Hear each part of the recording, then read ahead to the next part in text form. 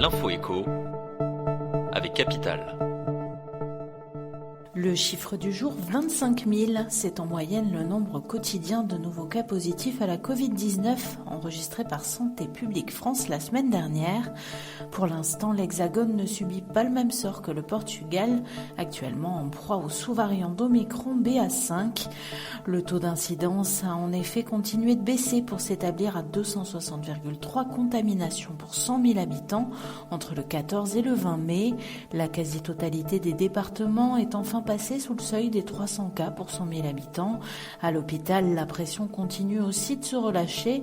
Au 23 mai, 16 785 patients étaient hospitalisés avec un test positif. Parmi eux, 1074 se trouvaient en soins critiques, des effectifs en baisse de 10,4% par rapport à la semaine dernière.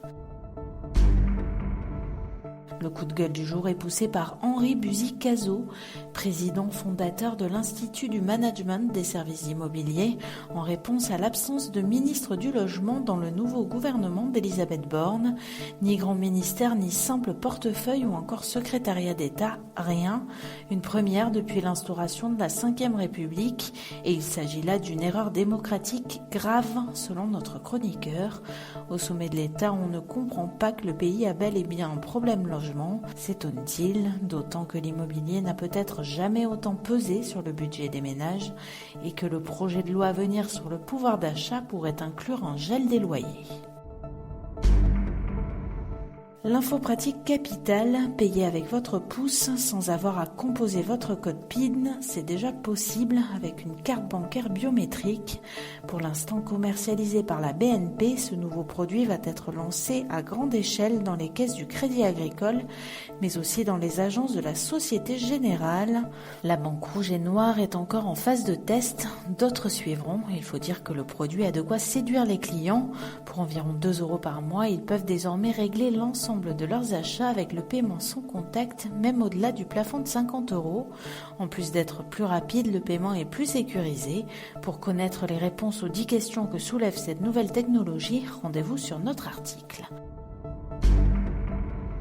Et on termine avec une bien sombre prévision pour les consommateurs. Dans un contexte de forte inflation, le coût de l'alimentation pourrait flamber en 2022 de plus de 200 € par personne en France, avertit l'assureur Crédit Alliance Trade. Les prix des distributeurs alimentaires pourraient croître de 8,2%, ce qui engendrerait une hausse des dépenses alimentaires annuelles de 224 € par personne cette année. Par rapport au reste du vieux continent, les Français ne seraient pourtant pas les plus mal lotis. La hausse moyenne du budget alimentaire au sein de l'Union européenne s'afficherait ainsi à 243 € et les Allemands paieraient même 254 € supplémentaires en 2022. C'était l'Info écho avec Capital.